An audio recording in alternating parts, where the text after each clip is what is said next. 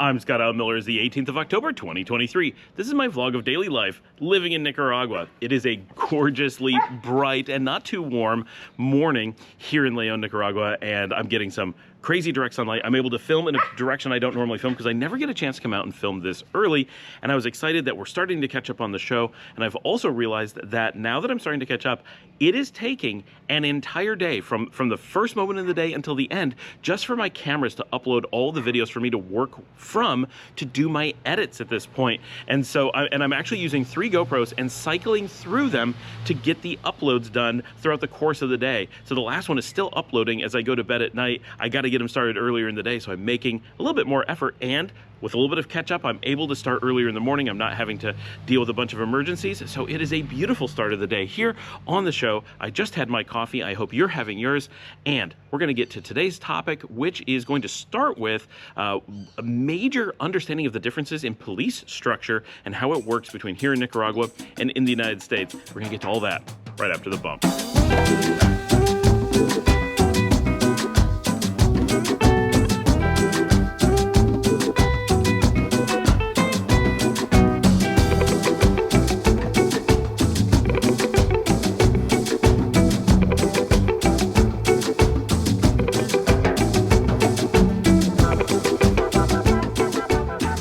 Hope you have your coffee ready. Let's start talking about today's first topic, which is the really fundamental difference in structure, not in behavior. We're going to talk about that some other time, I'm sure, but we're going to talk about the structure of police and law enforcement here in Nicaragua versus in the United States. And I was having coffee this morning, as I generally do, with Paul, and we were talking about this, and it's having lived in both places for a really long time. One of the things that I find amazing is how often it takes living abroad for many years to start to identify what the United States does or what it does differently than many other places. And one of those things is the way that law enforcement and laws are applied. And it's not completely unique, but it is very different than a Nicaragua. And it's important for Nicaraguans to understand what makes America different. And it's really important for Americans to understand that when you come to Nicaragua, these things will change for you. And hopefully you don't have a lot of need to interact with law enforcement. But law enforcement is an important part of everyday life, whether it's just normally keeping you safe, interacting with them on the street, how they do pullovers, what it means when you're being checked on the roadside. In the United States, if you get pulled over by a cop, it implies that there's at least a reason to suspect that you've done something. But if you get pulled over in Nicaragua, it does not imply that. They do random checks all the time just to see that you're not doing something, like to catch people who are really good at not being suspicious. But that's a topic for another time. What we're going to talk about today, here in Nicaragua, we have a federal police force, or a national police force. What that means in a practical sense, and remember, a little bit about Nicaragua, we say this all the time, but if you're not watching the show every day, we have a population of about 7 million, so we operate like a good-sized city.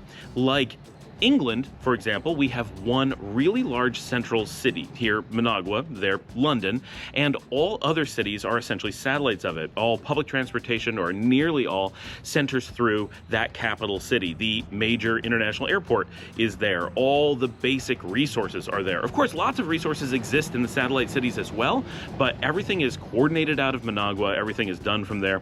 All businesses of any size are headquartered there, except for really obvious exceptions. All government agencies are headquartered there, and so forth. So we use terms like they do in England. They'll say, oh, we got to check with London for that. So we'll check with Managua for that. In the United States, we don't really use that. Sometimes they use a reference to Washington and the federal government for things, but not that often. And the reason is that things are very decentralized in the United States. And there's reasons for that. It's a very large country with many disparate and previously independent countries that came together to form a collective federal government, whereas here in Nicaragua, it is essentially one homogenous country with, just different population centers that got together and said, yeah, we're a single place, obviously, and then eventually the Mosquito Coast zones, the 2 autonomous regions on the Caribbean, joined, and while they're autonomous and separate, they're one very special case. It is not like this is the norm. There is a very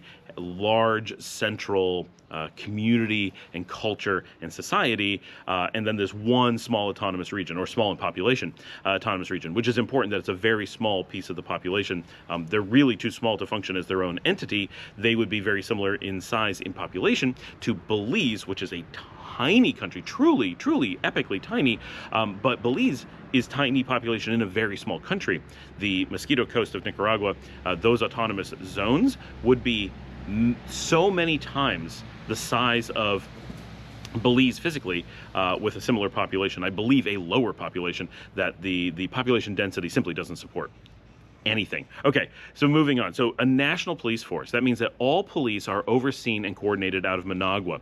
This is important because it means that with small exceptions such as the tuk-tuks, or the little tiny motorcycle engine, three-wheeled little kind of cab things that are used for cheap taxis, they're not allowed in the city of Leon, for example, but they're very popular in the city of La Paz Centro or Nagarote.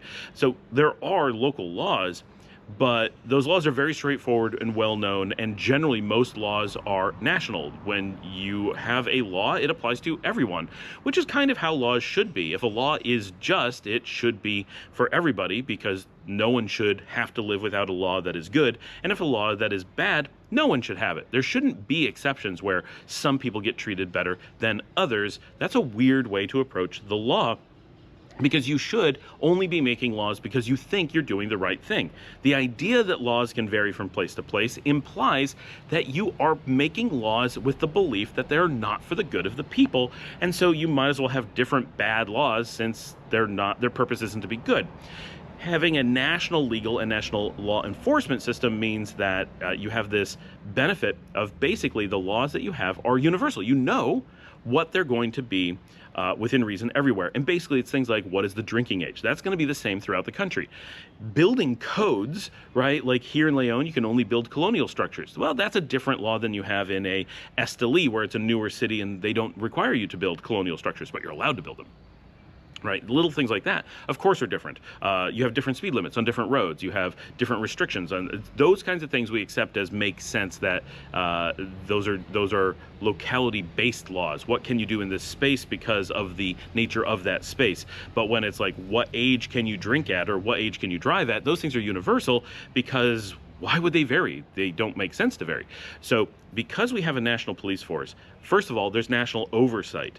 If there's a problem with a police officer or a police department or a police station anywhere in the country, that is overseen from the highest levels. And so there is a chain of command to complain to. There is a national oversight where the standards and the laws are applied evenly from everywhere. And so it doesn't matter what community you're in, you always have access to ultimately the same police force as everyone else. It is not a picking and choosing, and it can't be changed out from under you.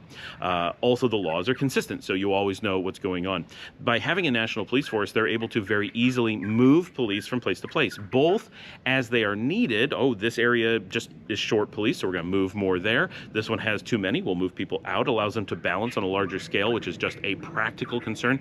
But it also means that they're able to combat corruption by shifting police out of places where they've become comfortable or could have become comfortable. It is very easy in an area where your police force is just a local village. Well, once you're hired by that village, you can't move to another village. You have no mobility, and so you become trapped, and you're often become really well acquainted with the people in that town. You know who's powerful, you know who's rich, you know who's problematic, you know who has a reputation, whether earned or not, and those things tend to come into your work, which they never should. As a police officer, that is absolutely the antithesis of law enforcement, right? Overlooking the law to look at societal desires on a personal basis, or simply who can pay the police force more, right? You want to avoid those things. And it's kind of unavoidable when you're stuck in a small town, isolated, can't move on position. A rich person in town may be able to destroy your career, keep you from moving up, influence other police not to promote you or whatever. And there's very little room for promotion. But when you have a national police force, people have much more lifetime careers. They can move from place to place, either because they don't want you to become stagnant, or they don't want you to become corrupt. It can still happen, but they want to discourage it. Or you need to move. You're in a place where you don't like the weather, you don't like the community, you can request to move to another place. Doesn't mean you'll get it, but you have that option, the possibility of moving between departments, moving between job roles, moving between locations, all exist. And by having a national police force, that makes that possible in a way that decentralized police forces just can't do. They may allow for it to some degree. You're cop in New York City and you want to move to Philadelphia, if a job opens up, you can apply for it, of course, but you can't just transfer within a department. You're moving to a new jurisdiction, learning new laws, learning new politics, all kinds of things. Your career advancement is going to take a hit because you're not moving up a single chain of command. In the United States, you have a very different situation. Police forces are highly decentralized. Of course, there are some federal police, but they mostly work in very specific circumstances, whether it's defending Washington, D.C., or the federal government, or in the U.S. Marshals Service, which is very sparse and special case. They don't deal with, burglary type issues. And then each state has its own oversight department of state police or rangers in Texas, whatever. And then generally you have county police. Generally, it depends on the state. They can each structure things on their own. And then within counties, you often have town and or village or city police, municipal police. So you end up with a complex structure of sometimes overlapping jurisdictions, and this creates a lot of problems for police. It's difficult to share information between agencies. Of course, this has improved a ton in recent years, but it still means disparate systems. It means independent police departments often have tiny IT departments. Instead of a national IT department with highly skilled people who deal with security and information exchange on an unbelievable scale and standardization, you have lots of little people with tiny budgets, so you're often hiring barely qualified people to do a job that is way over their head while paying them extremely little for doing so they really have no accountability, and the police department doesn't have the resources to hire. If you took companies and broke them apart like this, they would not function. The police are stuck in the same boat with even more problems with their budget. So little things like that become major problems. But from a personal level, from a citizen level, the breakup and decentralization of police creates havoc, not just because of the police, but because of their jurisdictions as well. So as a citizen in the United States, and this is something very difficult to explain to people from most other countries, because this is so non-intuitive, it is absolutely crazy, and Americans accept it as normal. People will actually defend this, and it's one of the most indefensible things you can imagine. But the idea that every little area in the United States has its own laws. Let's start with that. Not with the police, but the jurisdictions of laws. Every town, village, county, state, federal region, all of them have their own set of laws. And the number of laws that are federal are extremely few. Even the drinking age in the United States is not a federal law. Those are state laws. And in some states, they become county laws. But most states, they're state laws. Even at what level a law exists, or that a law exists, is completely indeterminate. And as an American, even more so than a Nicaraguan, but a Nicaraguan, you're going to travel around the country from time to time, or at least to some other place. You know that you're not going to accidentally break a law some other place because of where you are. You may break a law universally. Oh, I didn't know I couldn't, steal candy bars from the store. Well, that's true everywhere. It doesn't matter where you did it. The fact that you were traveling, the fact that you didn't know what jurisdiction you were in wasn't a factor in that being breaking the law. But in the United States, what is illegal in one place can be required in another. That's rare, but what is legal in 99% of the United States can easily be illegal in some random places, such as there are places in Arizona where it's illegal for a donkey to sleep in a bathtub. That is a crazy law that no one would know to look for. No one would be aware where it applies, and no one knows where these lines are. Even here in Nicaragua, it's difficult sometimes to know which departamento you're in. If you're in a major city, you're okay, but if you're out in the country, knowing where Managua turns into León, where León turns into Esteli, you really have to study a map, and Nicaraguans aren't very big on maps. So even if they had a map, you'd often be unclear exactly where you are in many cases. And not everything is designated. If I'm here in León, I can't figure out exactly where the lines are on most of the barrios, but the barrios are political entities that have their own jurisdictions. So if they had different laws, which they don't, that would cause havoc that there's nobody could tell you, including the cops, which barrio you're actually in. They would be like, I thought this was this one, so that's what we're going to do. It would be nuts. In the United States, you have the same problem. Very few people can identify what town they're in. Most people know what city they pay taxes to. Children often don't know what city they're in. You could be, until you're a homeowner, you rarely know which city you live in. And my friend Rachel is a perfect example. She thought she was moving to Carrollton. She intentionally made a move to an apartment complex in Carrollton. The driveway to the apartment complex was in Carrollton. It was solidly within Carrollton. In every way, she thought she was moving to Carrollton. Carrollton is famous for its good laws, its good police who did a good job. And then once she was there and living there for some time, and because she doesn't pay taxes, there's no notification and there's no map that you can easily look this up on. It's not available. It may be available to the public, but it's not made public. She was actually in North Dallas, famous for its corrupt police force and terrible laws and mistreatment of its populace.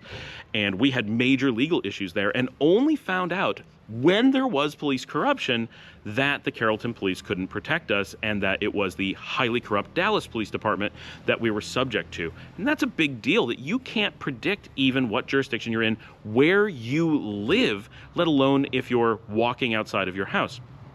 But with essentially no exceptions, Americans need to be able to travel to work, go see family. You need to be able to move about. And it's a major point of Americanism that they talk about the freedom of movement and your ability to move around. And those are major components of being American. But in doing so, you travel through, with essentially no exception, a unpredictably large number of complicated jurisdictions where almost no one you speak to could possibly identify exactly which jurisdictions apply to you at any given moment. And the laws for all of those jurisdictions are secret. That's another thing that Americans don't generally realize. The majority of the laws are secret. There is no requirement in the United States for laws to be made public, at least not made public in a way that can be found. At the time the law is made, it may be required to be made public that they're making that law, but that law doesn't have to be then published in a list of laws for that jurisdiction. Such a thing doesn't exist. It is up to lawyers to seek out and determine what a law may be based on a large number of factors that can only be done through private company research. And then, even once they've done that, it is up to the local judge, who, again, as if you're traveling outside your jurisdiction or you can't identify your jurisdiction, you can't know which judge would apply to you or what set of judges would apply to you. That judge then determines the law at the time on the bench. They use, in theory, the written law and the laws in practice over time as a suggestion as what to do for the law, but they are not beholden to it in any way. They are free to do anything they want, including making new laws or interpreting old laws in any way they wish. And so, because of that, it is literally impossible for any human, impossible. If you say, no, but there is no exception. You can't know what your rights are. You cannot know for what things you can be punished. That is not possible as an American. Impossible. You can have a really good idea of what is likely to work, but you can never know. All Americans are criminals all the time. This is part of the lifestyle. And so if a cop decides to arrest you, there's always something they can arrest you for. And those things can be made up, and the judge can determine that those made up things are now the law after the fact. That is how it works. So it's not just knowing the written laws, it's not just knowing the jurisdiction, it's also knowing the likely behavior and response of a judge based on your situation and who you are. Your age, your gender, your race, those things all come into play in how the judge will respond to you. Now, they're not supposed to, but they do, and we know that they do, right? And we know that they change how law enforcement responds to you. So the likelihood that you're to see a judge, the likelihood that the judge is going to do something to you, all are based on factors you don't control and aren't based on law or behavior. They may be influenced, but they're not strictly tied to it. So in the US, you have this constant worry, and I say that most people don't sit around worrying about that every day, but it is a constant worry in the background. You know you can always be arrested for anything. You know that your actions are not what determines whether or not you've committed a crime. And of course, you can always be accidentally or even intentionally arrested and incarcerated for something you didn't do at all.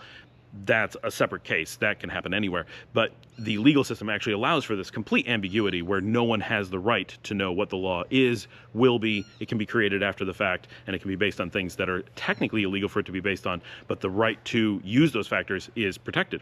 So it's conflicting laws in that case. But this idea that the jurisdictions just change all the time and you never know which one you're in. Even when I lived in North Texas, and I lived in Carrollton with great police, and thank you so much to the Carrollton Police Department for being probably the best I've ever lived under in the United States. They were absolutely fantastic. But I lived in Carrollton, but I also lived in Denton County, which was not the norm for Carrollton. Most of Carrollton was in Dallas County. So many of the people who lived, the majority of the people who lived in the city of Carrollton were also under the county laws of Dallas. But for me, I was under the county laws of Denton. So even asking what you can or can't do or what is legal, whatever, in Carrollton didn't net you with correct answers. You had to know both your city and your county and know where the lines are, which most people do once you own a house. But if you rent, again, you don't. Rachel didn't know her county or her city. Right, very, very difficult, especially when they advertise them as something else, right? They'll advertise, come to Carrollton, but then they give you Dallas as the actual once you get past the driveway. So because of that, Americans live in this world of not completely unclear legal status is massively complex. And it's complex for the police as well. Like, they don't always know where they are. They don't always know how their jurisdiction is going to interact with other things. They don't always know what the local laws are because of that. And there's so many to know. A cop in Carrollton has to know when they drive across a certain line that the county police, the sheriff's office that can assist them, can change. They need to know that the laws that they have to enforce will change. Like, it's very complex for everyone involved and very unfortunate. Here in Nicaragua, it is not like that. It is a single police force and a single legal system across the entire country. So while there are departmental courts and stuff, so you don't have to travel super far to go to court, your court system is always part of the national court system. Your police is always part of the national police. You always have access to the entire system no matter where you are. You don't have to worry about a local judge or a local police force making up new laws, doing something crazy, and interpreting things however they want and going rogue. They could, any human can go rogue, but in doing so, they are breaching national laws, and there is a process for dealing with that, right? You are always protected by the system, assuming the system works. And you also don't have this problem where you're trying to figure out what the local laws are. Once you know the laws of Nicaragua, you are good everywhere you go in the country.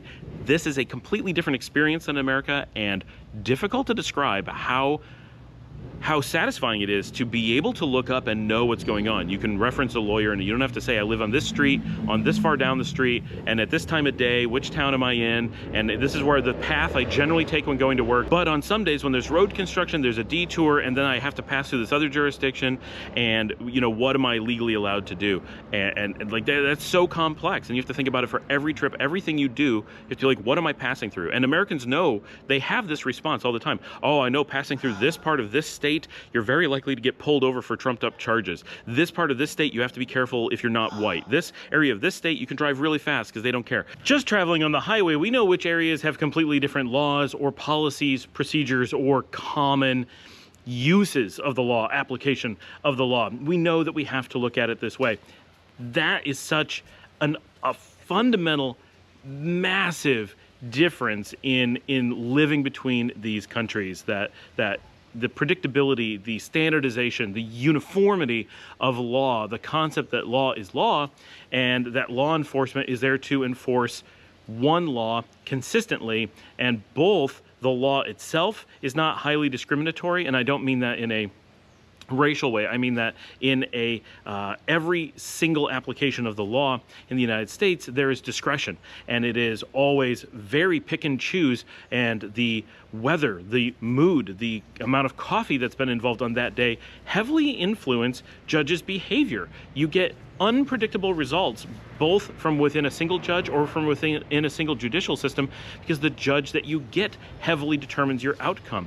It is not guilt that creates certain outcomes, and we all know this, right? We are used to a system where you are found guilty based on the mood or the choice or the random chance of the judge or jury, rather than the knowledge of whether or not an act was committed. And this is not always the case, right? There are certainly times where we're really working hard to determine whether someone did something, but once someone is known to have done something, there is so much leeway in whether the law will be applied as that act being legal, illegal, serious, or not serious, and the factors that change that are so rarely the act itself or the written law itself, and it's not just the judge, but potentially a jury, and the police are in the same boat, that they are picking and choosing how and when to apply which laws to whom, at what times, and the time of day, whether they got a bunch of donuts. All kinds of things impact that. And I'm not talking about corruption. I'm not talking about someone bribing the cops with coffee and donuts. I'm saying that a cop who's had plenty of coffee for the day, because caffeine makes you happier, and one who's had couple good donuts just because that's how their morning went is going to have that sugar, those carbohydrates, that caffeine, and that combination literally lowers the chances that they're going to issue you a traffic ticket or arrest you for something. Of course, if you murdered someone, it's probably not going to change that. But if it's something that falls into a gray area of opinion, it easily will. Whereas in many other countries, when someone gets caught, the act is a black and white, yes or no. They simply apply the law equally. So learning to live with this, it's a shock to most Americans that coming here, you are going to be living in this very uniform, very predictable, very understandable legal and law enforcement system coming from most of us coming from worlds, the UK, Canada, the United States, where it is very much the opposite. That is, and it's an amazingly good feeling. It's really cool having law enforcement who are given clear-cut mandates as to what they are and are not to do, and so that it makes it not only much easier for them, but it makes it much better for the populace to know how then an interaction with the police is likely to go. Now, there are some things that are very different for other reasons. In the United States, there's a lot of traffic police will normally, not always, sometimes they sit stationary, but quite often they'll patrol the roads. Here it is very much that they use traffic stops, uniform traffic stops where they put cones out in the road. All traffic coming through has to go through not a man trap, but a car trap. They slow way down and they look at you and they wave you over and they check your documents and such. They don't need suspicion of guilt to pull you over, and being pulled over doesn't imply that you've done anything wrong. It is a normal part of driving, and that's something that Americans are very not used to.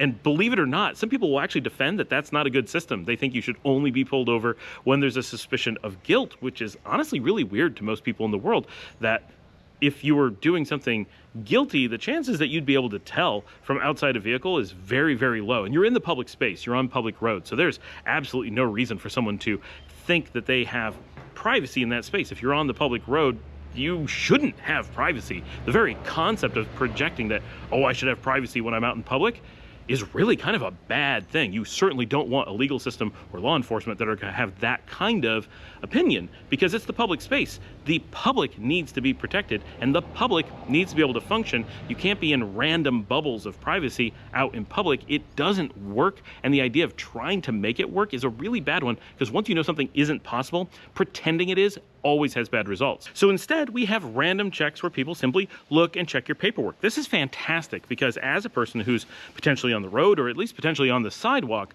I really want to know with some degree of certainty that the people who are out there driving have registered their cars, do have a driver's license, have paid for insurance, and all those things. In the United States, yeah, we enforce those as best we can, but it's through a suspicion of guilt rather than just checking that people have the things that they are legally required to have. And when you check a great number of people all the time and pull them over without knowing who you're pulling over, simply getting every 5th car or 10th car or whatever, only motorcycles, only cars, right? They do it by vehicle, all kinds of things.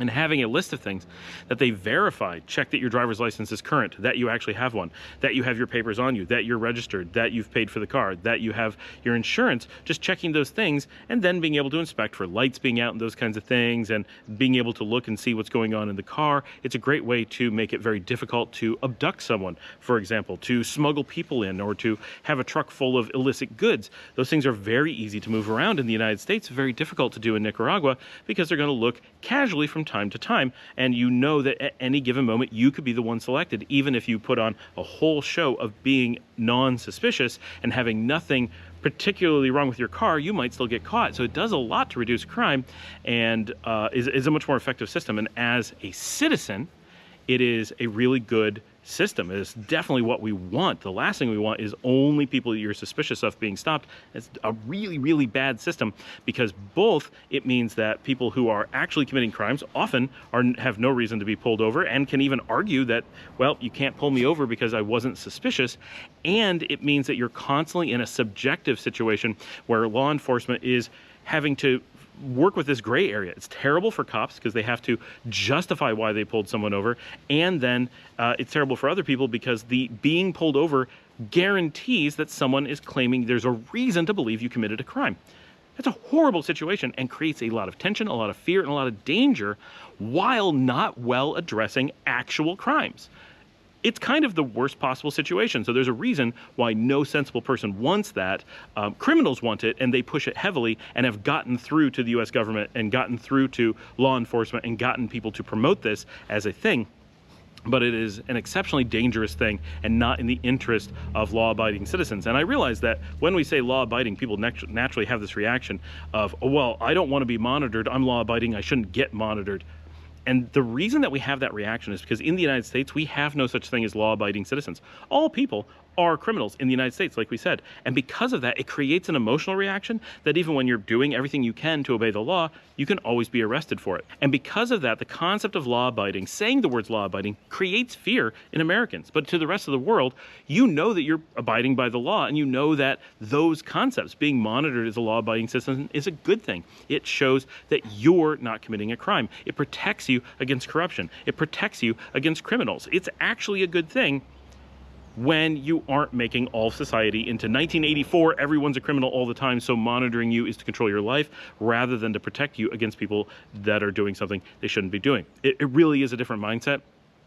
And it takes a little bit to release the stress, the PTSD that you get from being an American and realizing that there can be this cooperation where law enforcement is actually there to enforce actual laws that are predictable and that the laws are there for people rather than for government control or to create a dystopian fear that gives more control to the government. It is a totally different world, and you will see this in police interaction, and you will see this in the legal interaction, and appreciating why it exists that way, I think, helps a lot with getting over this can't work this way. No, it actually can.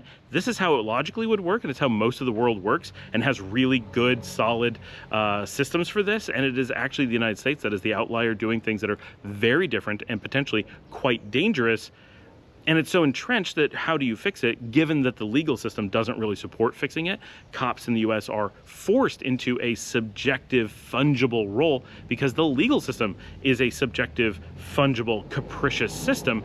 The cops have to do their best to not arrest people that aren't doing things bad because those people could be heavily harmed by the legal system, and the cops need to protect them from a malicious system. So they're stuck because there's no one else to protect those people, but it's also skirting the law to do so. That's why it's a very difficult system to correct, and no single point anywhere in the system can fix it on their own. The entire system would have to be overhauled right back to the foundational laws of how the legal system is created. And that's what in Nicaragua, we're lucky to have a more modern, later system that was created when a lot more knowledge existed about democracies and legal systems and how to have a just society. And so we're benefiting from being a younger country in many ways, but the legal system here is based on the French one and by way of the Spanish one. And really, it's an amazingly freeing thing when you find out that you're not a criminal all the time and you can live very comfortably in society and have a great relationship with the law and law enforcement, knowing that they are there for you, working for the public, working for the good of the nation, rather than working against the people. Thanks for joining me. Like and subscribe. As always, you can help support the channel by buying me a coffee at buymeacoffee.com/Scott Allen Miller. You can help by posting this onto your social media, the Facebooks, the X's, is that Twitter? You know what I mean. Reddit, LinkedIn, any of those things. Post these videos, tag it, tell people to check it out, explore how there's a world out there outside of the United States, Canada, Western Europe. There's so much more to explore. Whether you just want to be a tourist, you want to relocate, you're exploring what your options are, I encourage you to come down and check out Nicaragua. It is a wonderful country in a wonderful region. And even if this is not the place that you're looking at moving long term, it could be a really great introduction to a region that has a lot to offer, maybe as a digital nomad, maybe as a permanent expat. Thanks for joining me. I'll see you all tomorrow.